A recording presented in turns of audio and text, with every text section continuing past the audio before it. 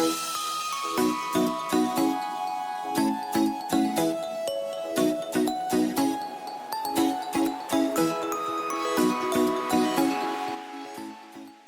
के लिए आपके पास ओवन होना चाहिए। ओवन से मेरा मतलब ओटीजी या कन्वेक्शन ओवन। हालांकि हम आपको गैस के ऊपर भी केक कैसे बनाते हैं वो भी दिखाएंगे। लेकिन अगर आप बेकिंग करते हो या बेकिंग सीखना चाहते हो तो आप एक ओटीजी जरूर लें। नमस्कार दोस्तों, स्वागत है आपका हमारे channel how to cook it में। आज इस वीडियो में हम आपको बताएंगे केक को ओटीजी में बेक कैसे करना है। केक बेक करने के लिए ओटीजी को जानना जरूरी है। ओटीजी क्या होता है, ओटीजी को प्रीहीट कैसे करना है, ओटीजी में बेकिंग कैसी की जाती है, इन सारे सवालों के जवाब जानने के लिए इस वीडियो को एंड तक जरूर देखें। आपको पता ही होगा, ओवन का यूज बहुत पहले से किया जाता है। पहले जब इलेक्ट्रिसिटी नहीं थी तो एक ऐसी जगह बनाई जाती थी जहाँ लकड़ी कोयले डालकर उसको गर्म किया जाता था ताकि उसमें कुकिंग वगैरह कर सके। इलेक्ट्रिसिटी आने के बाद इलेक्ट्रिक ओवन मार्केट में आने लगे।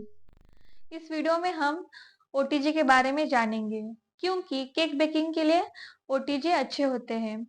बेकिंग के लिए आप कन्वेक्शन ओवन का भी यूज कर सकते हो, लेकिन इसमें बेकिंग इतनी अच्छे से नहीं होती जितने की ओटीजी में होती है। अगर कॉस्ट की बात की जाए तो कन्वेक्शन ओवन से ओटीजी ओवन सस्ते होते हैं, तो बेकिंग करने के लिए ओटीजी लेना एक बेहतर ऑप्शन है। अब हम ओटीजी में केक को कैसे बेक करना है वो जान लेते हैं। ओटीजी का फुल फॉर्म है ओवन टोस्टर एंड ग्रिलर।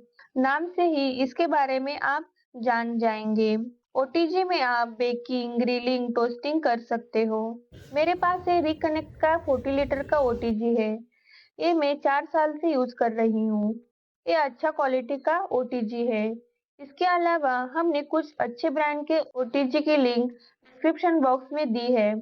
हम जितने भी स्पंज बेक करेंगे वो सारे इसी ओटीजी में करेंगे। यहाँ पे आप देख सकते हो ये 4 हीटिंग रॉड है। इसको आप कॉइल भी बोल सकते हो।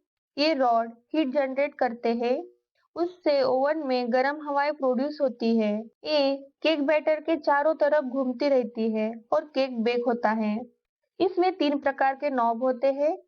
पहला नॉब टेम्परेचर का है, दूसरा फंक्शन का और तीसरा नॉब टाइमर का। हम जितने भी केक बेक करेंगे वो 160 से 170 टेम्परेचर में करेंगे, तो ये नॉब को 160 पे सेट करना है। यह फंक्शन में 4 ऑप्शन होते हैं। यहाँ ऑन ऑफ का ऑप्शन है, ये टोस्ट, ये बेक, ये ब्रॉइल और ये रोस्ट का ऑप्शन है। आपको केक को बेक करने के लिए बेक के ऑप्शन पे सेट करना है। ये टाइमर का ऑप्शन है।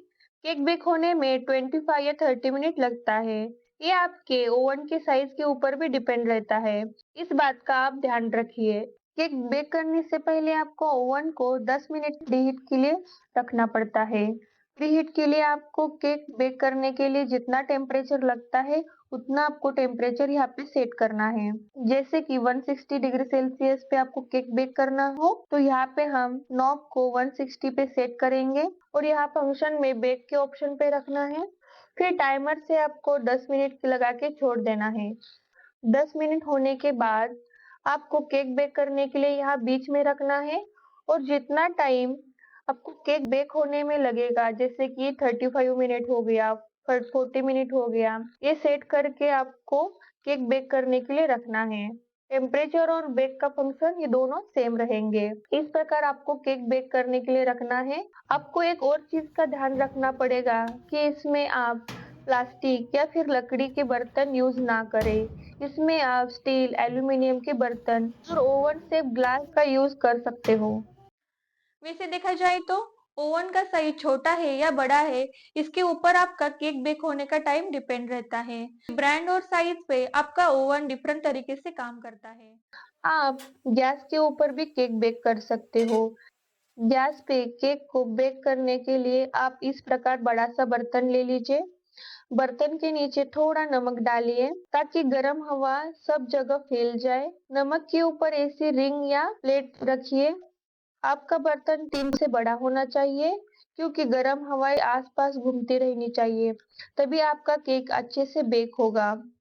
उसके ऊपर ढक्कन लगा लीजिए क्योंकि बाहर की ठंडी हवा अंदर ना आ पाए।